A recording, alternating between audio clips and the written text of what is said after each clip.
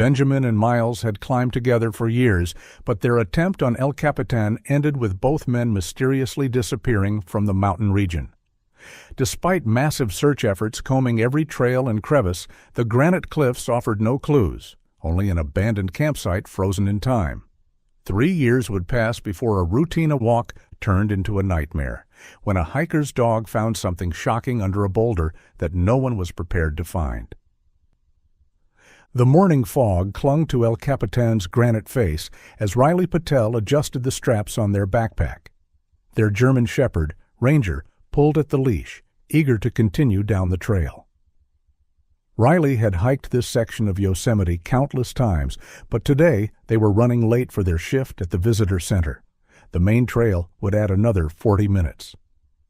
"All right, boy, we're taking the shortcut." Riley unclipped Ranger's leash, knowing the dog would stay close.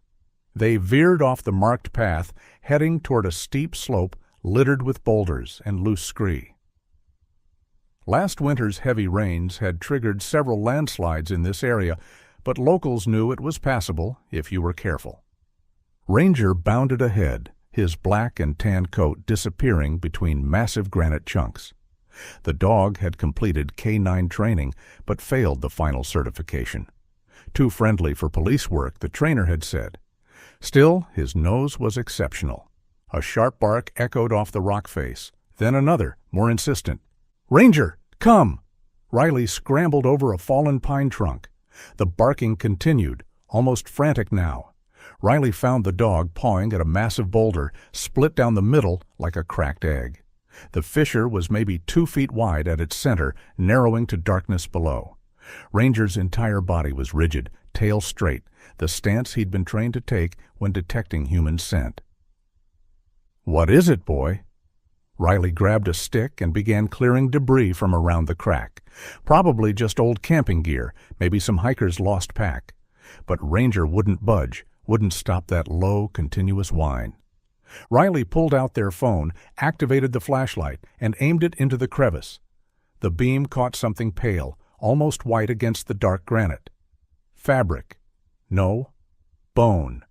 A human ribcage, partially covered by a faded blue jacket. Riley stumbled backward, heart hammering. Their hands shook as they dialed 911. "911, what's your emergency?" "I'm on El Capitan, about a half-mile off the Mirror Lake Trail. My dog, we found human remains." 300 miles south in Fresno, Vera Wilder was reviewing invoices for her catering business when the doorbell rang. She glanced at the clock, barely past 9 in the morning. Too early for deliveries. Through the peephole, she saw Sheriff Boyd Tanner standing on her porch, his weathered face grave beneath his wide-brimmed hat. Her stomach dropped. The sheriff didn't make house calls for good news. She opened the door. "Boyd?" "Morning, Vera. May I come in?"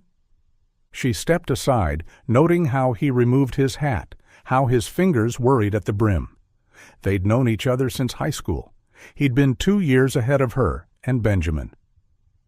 "It's about Benjamin, isn't it?" The words came out flat, resigned. After 3 years, she'd been expecting this visit. In a way. Boyd settled into her living room chair, looking uncomfortable. "We found remains this morning near El Capitan. A hiker's dog discovered them in a boulder field." Vera sank onto the couch. "Is it?" "We're not certain yet, but there was climbing gear with the body. The dental records will take a day or two, but—" He paused, choosing his words carefully. "The equipment matches what Miles Reeves was wearing when he disappeared." Miles, not Benjamin. Vera felt a confusing mix of relief and grief. Miles had been Benjamin's best friend since college, his constant climbing partner. They'd been inseparable, planning adventures, working seasonal jobs to fund their next expedition. "Just Miles?" she asked. "So far. The area's unstable from recent landslides. We'll be conducting a thorough search, but I wanted to tell you personally before word got out." Vera nodded, her mind spinning back to that morning 3 years ago. Benjamin had stopped by to drop off his spare car keys, as always when he went climbing. He'd been excited about attempting a new route on El Capitan, something about the perfect weather window. "We'll be back Sunday night," he'd promised, giving her that easy grin that made him look younger than 24. "Miles wants to try that new Thai place for dinner." But Sunday came and went. Then Monday. By Tuesday, she'd called the Rangers. Search teams found their camp abandoned, sleeping bags still in the tent, food untouched.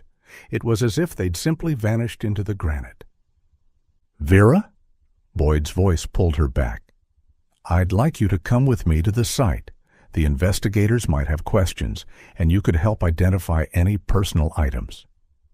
She grabbed her keys and jacket, muscle memory taking over. As they walked to his patrol car, Boyd continued, "The remains were found in an area that's been inaccessible since the slides. That's probably why the search teams missed it 3 years ago." The drive to Yosemite took 2 hours. Vera stared out the window, watching the Central Valley give way to rolling foothills, then towering pines.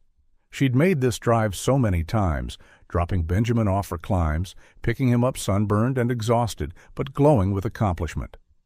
They parked at a ranger station where Boyd transferred her to a Park Service vehicle better suited for the rough trails ahead.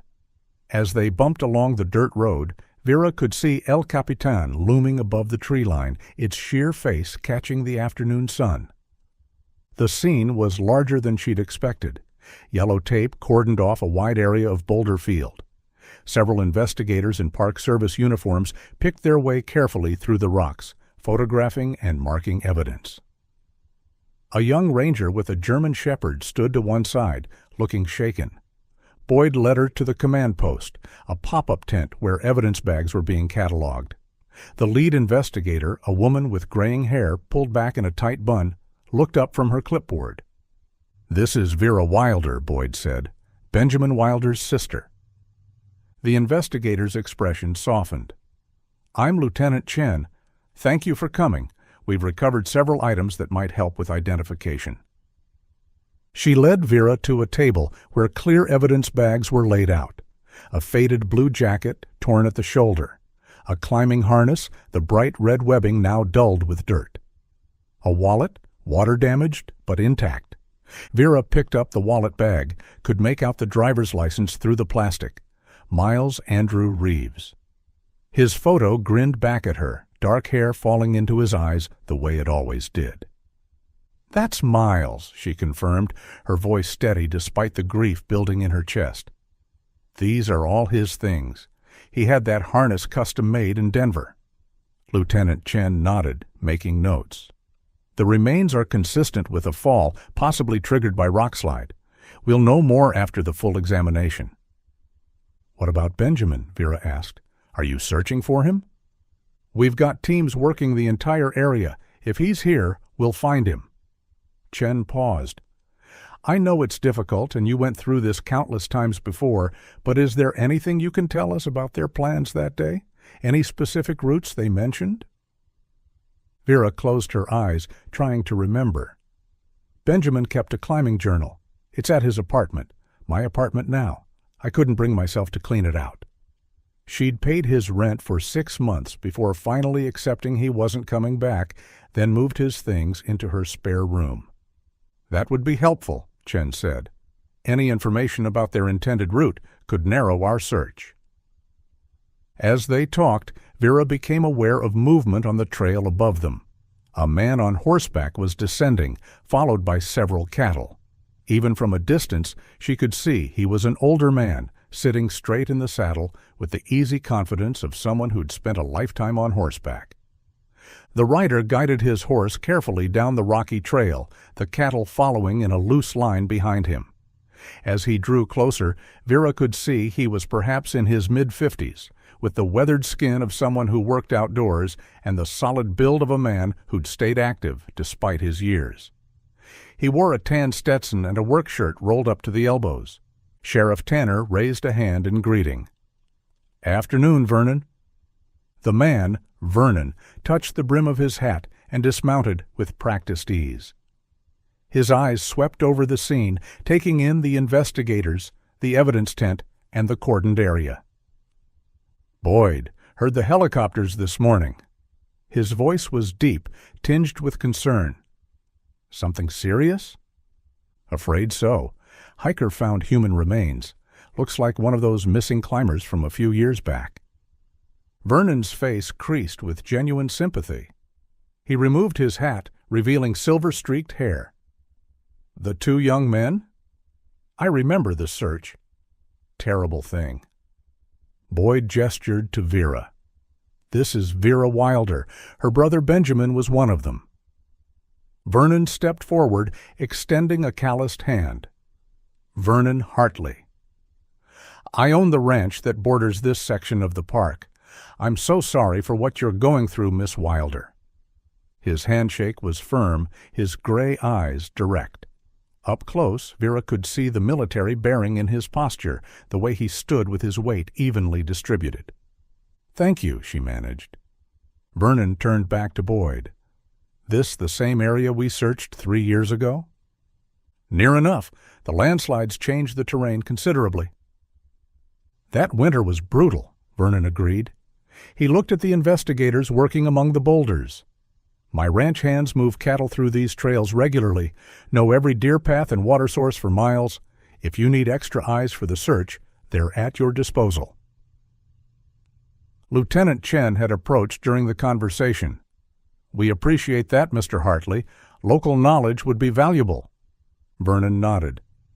"I've got 6 men working for me right now, all experienced in this terrain. They can cover ground your teams might miss." He paused, glancing at Vera. "Your brother, Benjamin, was it? He was the blond young man?" "Yes," Vera said, surprised by the specific description. "I remember seeing the search posters. Distinctive-looking fellow. Very fit, outdoorsy type?" "That's him." Vernon's expression grew thoughtful. "How old was he?" 23? 24? 24 when he disappeared." "Any family back home? Wife, children? Sometimes young men that age, they get overwhelmed by responsibilities."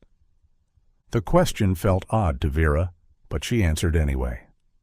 "No, nothing like that. Benjamin lived for climbing. He was single, no kids." "So no reason to just walk away from his life," Vernon mused. "That rules out voluntary disappearance, I suppose." Boyd shifted his weight. "We investigated that angle thoroughly 3 years ago. These boys were experienced climbers, but not reckless. Something went wrong out here." Vernon settled his hat back on his head. "Well, I'll have my men keep their eyes open. We run cattle through the high country all season. If there's anything to find, we'll spot it." He looked directly at Vera. "Where was your brother from originally?" Sometimes knowing a person's background helps understand their choices in terrain. "We grew up in Fresno, but Benjamin spent every free moment in the mountains." "Athletic family? You climb as well?" "No, that was Benjamin's passion. I preferred my feet on solid ground." Vernon smiled, the expression warming his weathered features. "Smart woman, these mountains are beautiful, but they don't forgive mistakes." He gathered his horse's reins. "I'd best move these cattle before they scatter. Boyd, you have my number. Call if you need those extra searchers." "Appreciate it, Vernon." Vernon mounted his horse with the same easy grace he'd shown dismounting. "Miss Wilder, I hope you find your brother. No one should have to wonder what happened to family." He touched his hat brim again and clicked his tongue. The horse moved forward, the cattle following. Vera watched him navigate the narrow trail, noting how he guided the animals away from the investigation area without being asked. "Good man, Vernon Hartley," Boyd said once he was out of earshot. "Runs the biggest ranch in the county, 3,000 acres, borders the park for miles." Lieutenant Chen made a note. "Useful to have local support." Vernon's been here 40 years, knows this land better than most rangers. Former military, too. Army Corps of Engineers. If anyone can help find your brother, it's him. They spent another hour at the scene. Vera watched the investigators work, answered questions about Benjamin and Miles's climbing experience, their equipment preferences, their usual patterns. The sun was starting to sink behind El Capitan when Boyd suggested they head back. The drive home was quiet. Vera stared out at the darkening landscape, thinking about Miles's parents in Oregon. They'd have to be notified. After 3 years of not knowing, at least they'd have closure. "Try to get some rest," Boyd said as he pulled into her driveway. "We'll call as soon as we know more. And Vera? That climbing journal you mentioned could be helpful." She nodded. "I'll look for it tonight." Vera barely slept that night. Every time she closed her eyes, she saw Miles's faded driver's license, Benjamin's empty tent. By dawn, she gave up and made coffee, sitting at her kitchen table as the first light crept across the valley. She needed to do something productive. The sheriff's department would want recent photos of Benjamin for the renewed search. She'd put together missing person flyers 3 years ago, but those had been hasty, desperate things printed at Kinko's at midnight. This time, she'd be thorough. Benjamin's room still smelled faintly of him, that mix of sunscreen, chalk dust, and the cedar sachets their mother had always tucked in drawers. Vera opened his desk, looking for the envelope of photos he'd shown her from their last trip to Joshua Tree. The desk was exactly as he'd left it.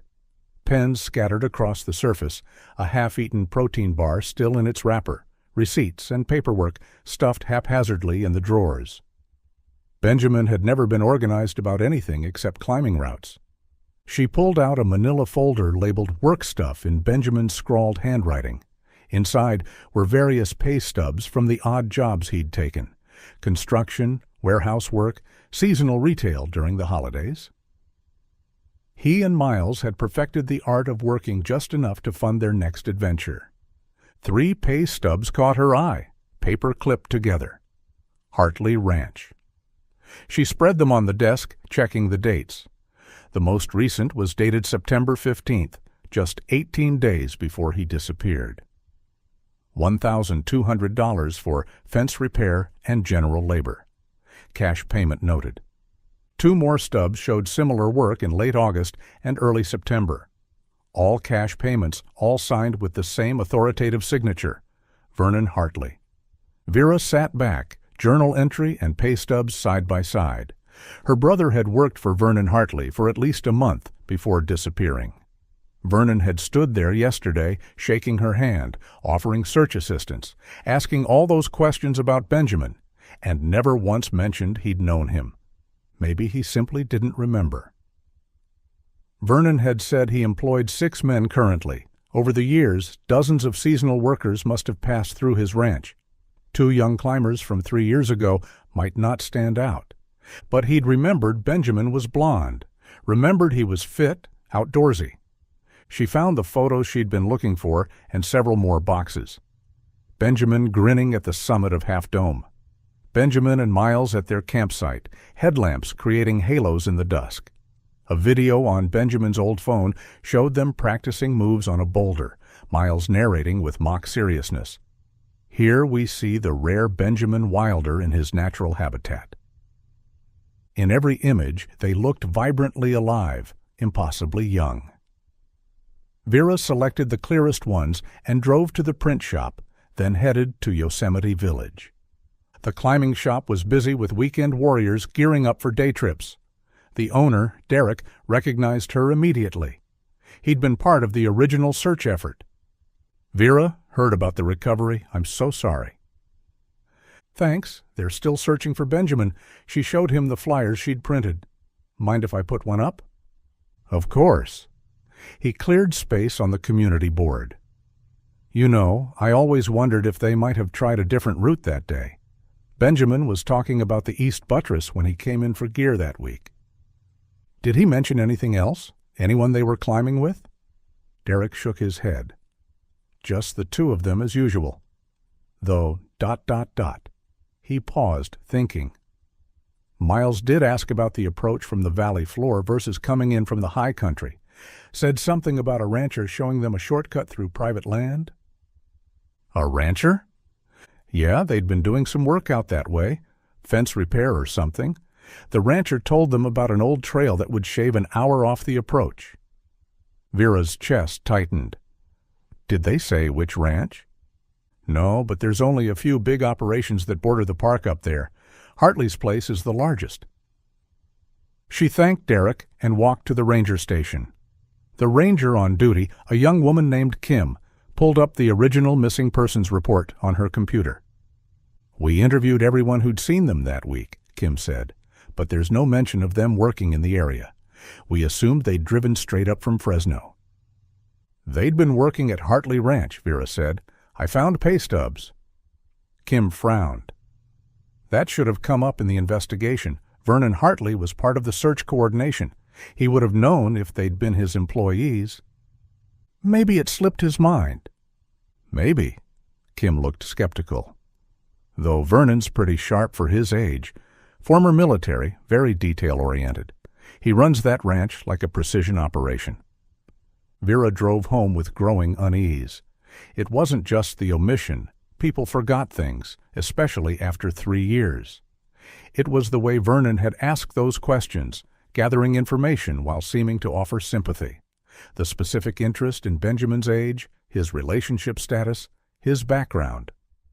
She thought about Benjamin's journal entry. Vernon seems like a decent boss. Present tense. Her brother had formed an opinion about Vernon Hartley, had worked for him multiple times, had taken his advice about trails. And Vernon had stood there yesterday, playing the helpful neighbor, acting as if he'd never seen Benjamin except on a missing poster. That night, Vera spread everything across her dining table. Pay stubs, journal, photos, her notes from the day. The facts were simple. Benjamin and Miles had worked for Vernon Hartley. Vernon hadn't mentioned this connection. He'd asked personal questions about Benjamin while claiming to only know him from search posters. It wasn't evidence of anything except a strange omission. But as Vera studied her brother's handwriting, she couldn't shake the feeling that Vernon Hartley knew more than he was saying. 3 days passed before Vera decided to visit Hartley Ranch. She'd spent those days helping coordinate the expanded search, watching teams comb the granite slopes where Miles had been found. No sign of Benjamin. Lieutenant Chen remained optimistic. The terrain was vast. The recent landslides had changed everything. It could take weeks to search properly. Maybe if she talked to Vernon directly, explained what she'd found, he might remember something helpful. Some detail about Benjamin's state of mind, conflicts with other workers, money troubles. Anything that might explain what happened that October day. The drive to Hartley Ranch took her through 20 miles of winding mountain roads.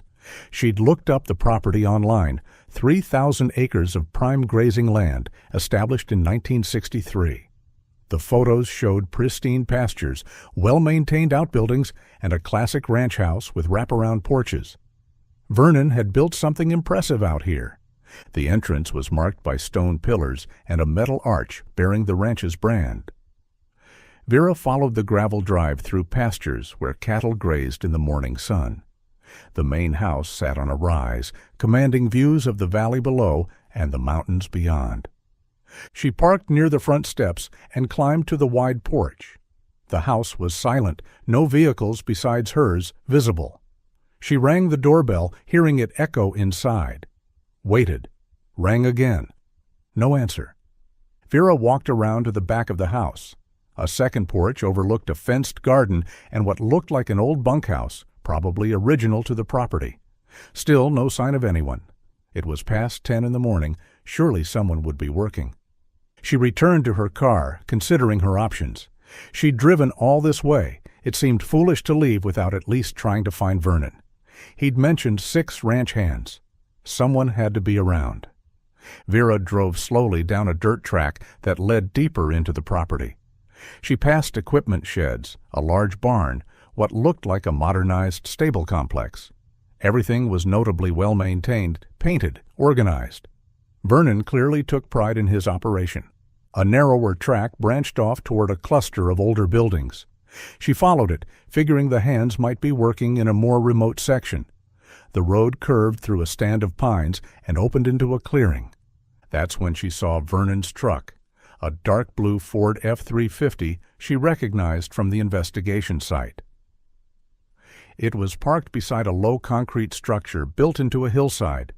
The building looked old, maybe from the 1950s or 60s, with thick walls and a heavy metal door. Some kind of storage facility, though more substantial than a typical root cellar. Fresh tire tracks marked the dirt around the truck.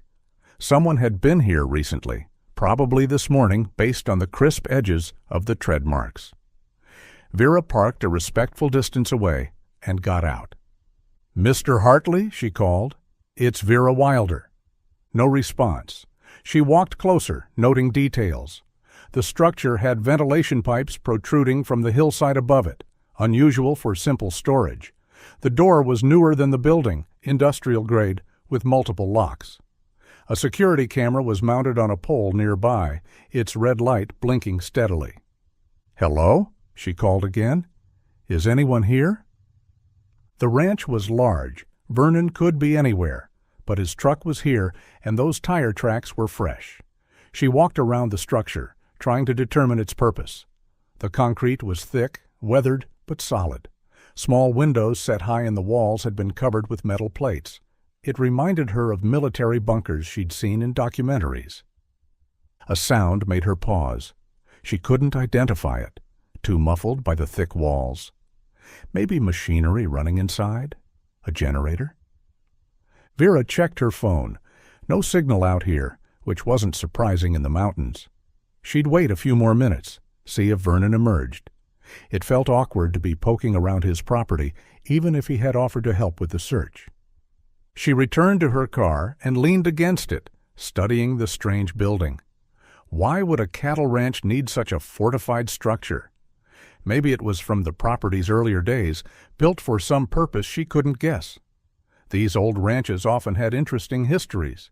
The sound came again, slightly louder, definitely from inside the structure. Vera straightened, curious now. It almost sounded like... But no, she was being imaginative. Too many sleepless nights, too much stress. She'd come here to ask Vernon about Benjamin, not to snoop around his property inventing mysteries. Vera walked back toward the structure, drawn by something she couldn't quite name. The sound came again, clearer this time. A voice. Vernon's distinctive, deep tone, though she couldn't make out words through the concrete. She moved closer, careful to stay quiet on the gravel. Near the heavy door, she noticed a small ventilation grate at ground level. The voice was coming from there. Vera knelt beside it, straining to hear. "Told you about resisting?" Vernon's voice, firm but not angry, almost patient, like someone dealing with a difficult animal. 3 years, and you still haven't learned? A sound that made Vera's blood run cold. Chains, the unmistakable rattle of metal links against concrete. "Please?" A different voice, male, weak, and hoarse. I can't anymore." "You need to accept this is your life now." Vernon again, matter of fact. "Fighting only makes it harder on yourself." The chained person, because that's what they were, someone chained in this bunker, began to sob, deep, hopeless sounds that spoke of prolonged despair. "Stop that!" Vernon's tone sharpened. "Take your medicine or no food again. You know the rules." "I'll take it. I'll take it." The sobbing quieted to whimpers. "Just, please don't leave me here again." "That depends entirely on you." Footsteps inside, moving closer to the door. Vera scrambled backward, heart pounding. She half ran, half stumbled to her car, fumbling for her keys. The heavy door remained closed as she started the engine and drove away, trying not to speed, trying to look normal despite the shaking in her hands. She pulled over a mile from the ranch entrance, hands trembling as she found Sheriff Tanner's card and dialed his direct number. He answered on the third ring. "Boyd, it's Vera. I was just at Hartley Ranch. Vernon has someone locked in a building. I heard him. Heard chains." "Slow down, Vera. Where are you now?" She gave him her location, then explained what she'd heard. The concrete structure, Vernon's truck, the voices through the ventilation grate. Boyd listened without interrupting until she finished. "You're saying you heard Vernon talking to someone in a storage building?" "Not storage. It's like a bunker. And the person is chained, Boyd? I heard the chains. They were begging. Vera. His voice took on a careful tone she recognized, the one police used with hysterical witnesses. You've been under incredible stress. Finding Miles, the renewed search. I know what I heard. I'm not saying you didn't hear something, but Vernon Hartley is a respected member of this community. He's donated hundreds of thousands to local causes. Hell, he funded the new search and rescue equipment last year. That doesn't mean what you're describing. It could be anything. Vernon's got an older brother with dementia he cares for. Sometimes dementia patients need to be restrained for their own safety. Or it could be a ranch hand sleeping off a bender. Vernon's been known to help guys dry out rather than fire them. A pause. Without seeing an actual person being held against their will, I don't have probable cause to search private property. Vernon's got Fourth Amendment rights like anyone else. So, you're not going to do anything? I'll make some inquiries, discreet ones. But Vera, you need to be careful about making accusations. Vernon's got a lot of friends in this county, including the district attorney. Without concrete evidence? The implication was clear. Her word against Vernon Hartley's would go nowhere. I understand, she said quietly. Go home. Get some rest. Focus on the search for Benjamin.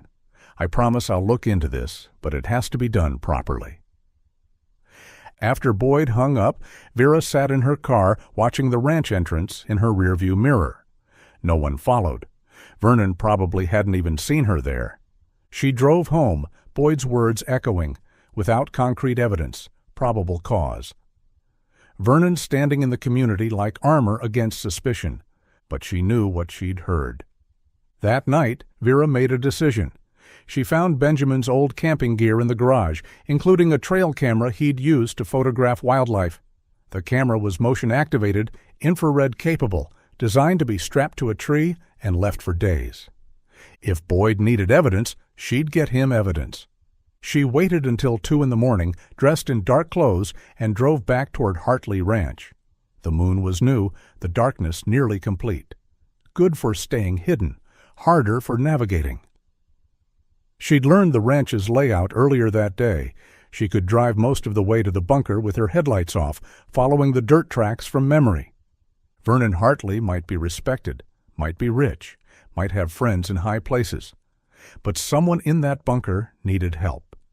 And until she knew it wasn't Benjamin, Vera couldn't walk away. Vera drove slowly with her headlights off, following the dirt track from memory. She'd parked well off the property initially, but realized she needed to get closer to place the camera effectively.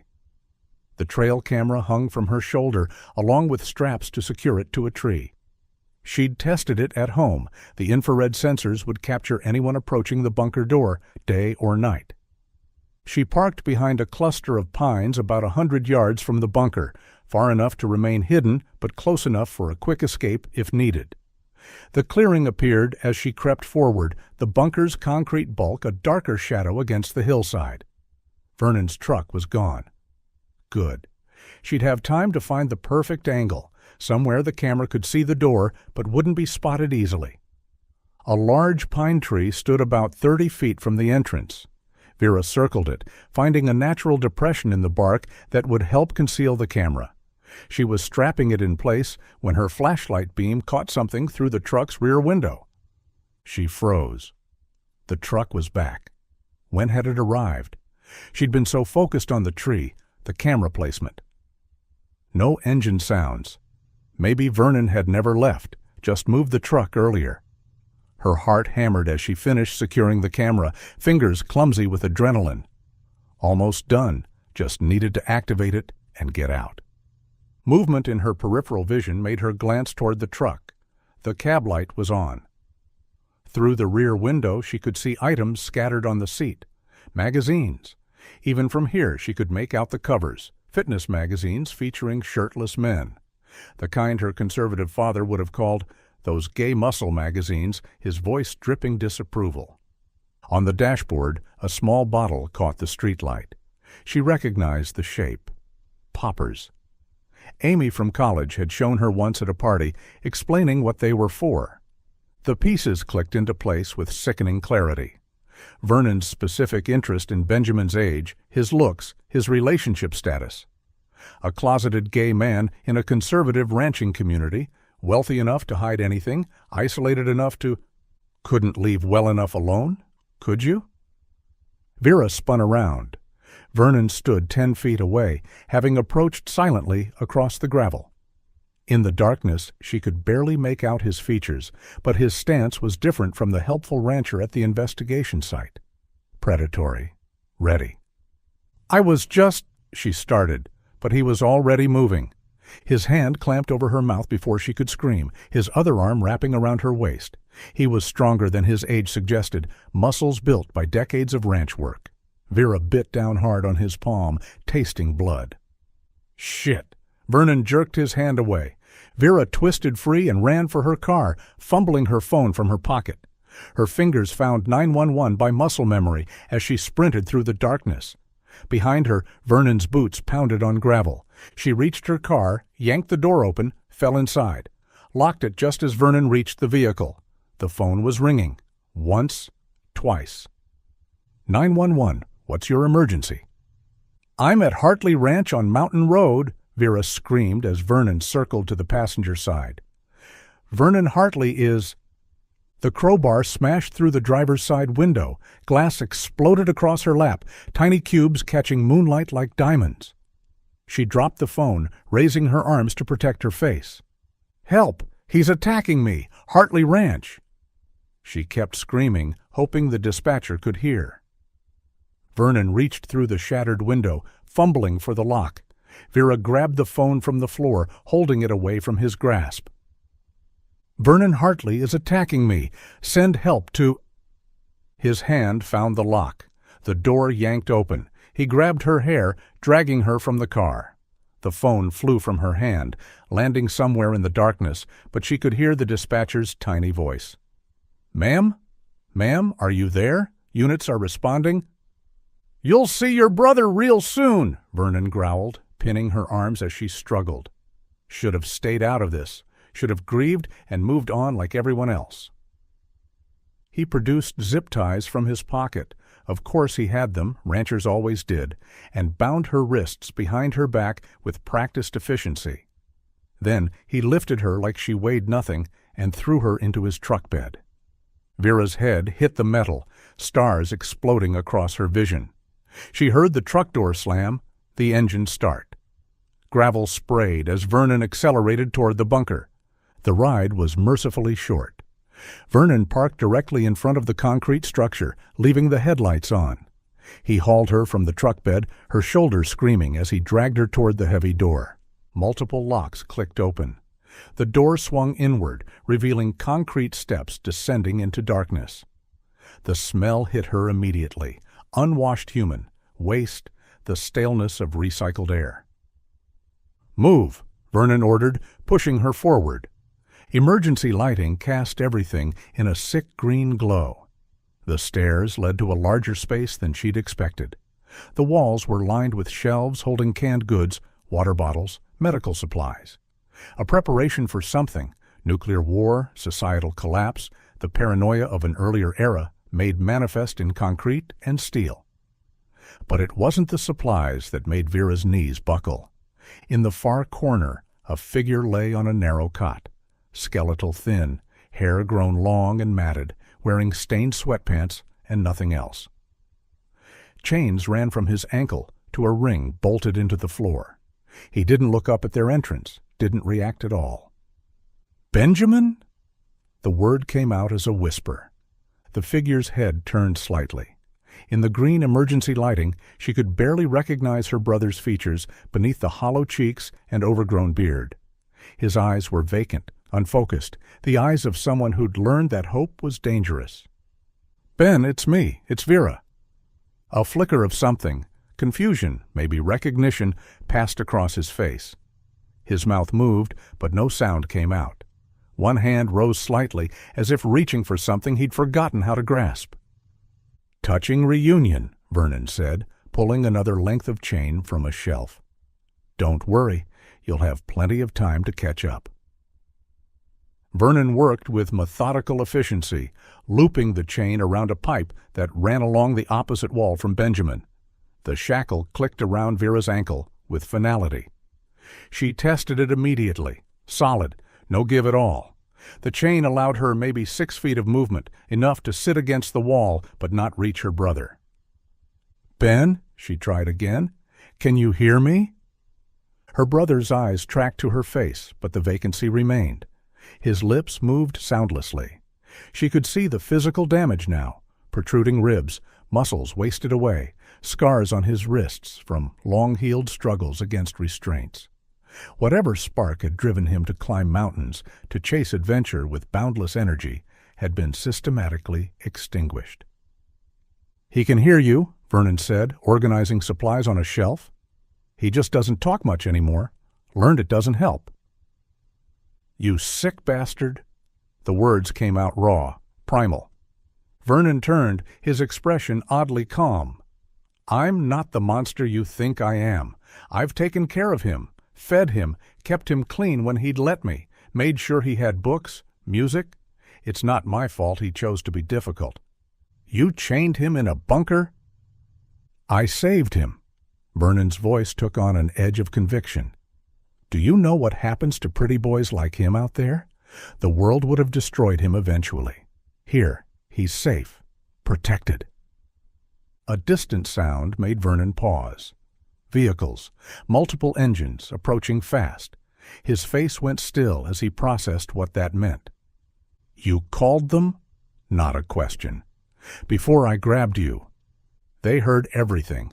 Your name, the location, you attacking me." Vernon moved with sudden purpose, pulling a rifle from a wall mount Vera hadn't noticed. An AR-15, military style, the kind ranchers used for predator control. He checked the magazine with practiced movements. "Then we don't have much time." "Vernon, think about this. It's over. Let us go. Cooperate. Maybe—" "Maybe what? Maybe I'll only get 20 years instead of life? Maybe they'll put me in protective custody so the other inmates don't tear apart the rich old queer who likes young men?" He laughed bitterly. "I've lived my whole life hiding. I'm not spending what's left of it in a cage." The sound of vehicles was louder now, surrounding the bunker. Vernon positioned himself between the siblings, rifle ready, but not yet aimed. Through the ventilation system, Vera could hear muffled voices, radio chatter. How many were out there? "This is the Sheriff's Department," Boyd's voice boomed through a megaphone. "Vernon Hartley, we know you're in there. We know you have Vera and Benjamin Wilder. Come out with your hands visible." Vernon didn't respond. He stood perfectly still, calculating. Vera could see him working through options, exits, possibilities.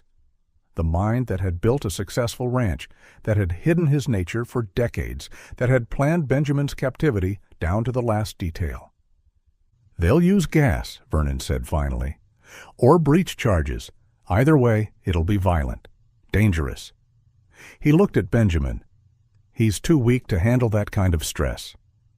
"Then let us go. End this peacefully." It was never going to end peacefully. Vernon's finger moved to the trigger guard. Not since that friend of his walked into the bunkhouse.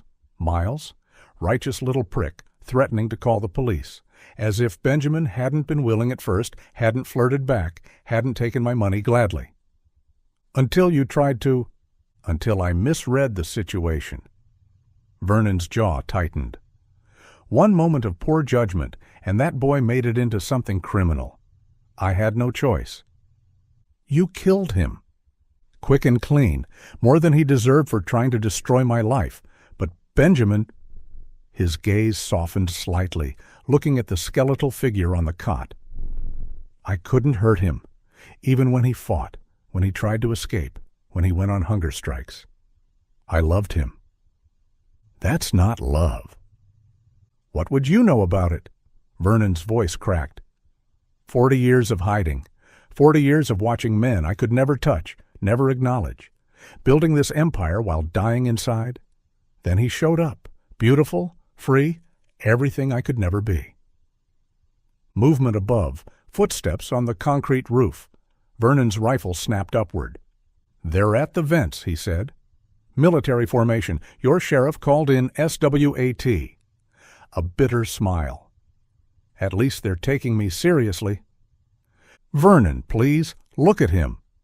Vera gestured to Benjamin. "Look what you've done. This isn't love. It's possession, destruction." "I kept him alive, fed him, bathed him, held him when the nightmares came. That's more than—" The lights went out. Emergency lighting kicked in a second later, but in that moment of darkness, Vera heard the distinctive pop of breaching charges. Not at the door. Above, the ventilation shaft. "No!" Vernon swung the rifle upward. The flashbang grenade dropped through the vent like a falling star. Vera had 1 second to squeeze her eyes shut and cover her ears before the world exploded in white light and devastating sound. Even prepared, the concussion hit her like a physical blow. Vernon fired blindly upward, the rifle's report adding to the chaos. Brass casings rang against concrete, then bodies were pouring through the breach, black tactical gear, weapons raised, moving with trained precision. "Drop the weapon! Drop it now!" Vernon swung the rifle toward them. Multiple officers fired simultaneously. Not bullets, Vera realized, but tasers.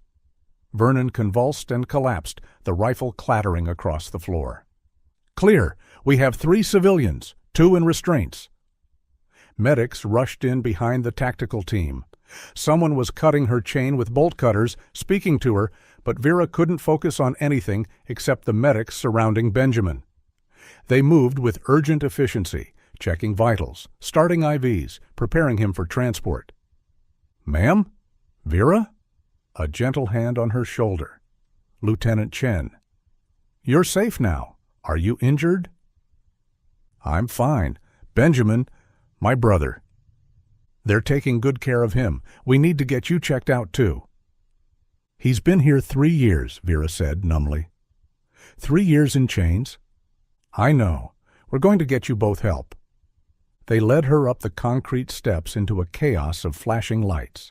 Police vehicles, ambulances, even a medical helicopter waiting in the cleared area. Vernon was already in custody, officers loading him into a patrol car. He looked smaller somehow, older, all his careful control stripped away. The flight to the trauma center was a blur.